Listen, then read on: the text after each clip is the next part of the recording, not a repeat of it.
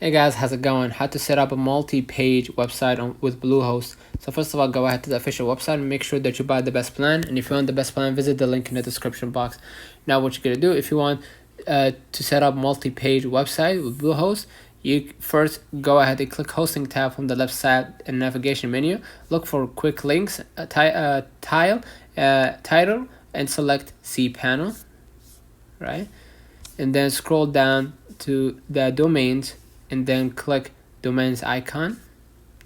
Click manage, or if you want to create a multi-page, in our case we gonna create a new domain, and then proceed with the prompts to create your own domain. Okay, and from there you can update if you want to proceed with updating your domain. You can manage to redirect your domain to another domain and so forth. So let's turn on the comments. If this video helped you, don't forget to like and subscribe, and thank you for watching.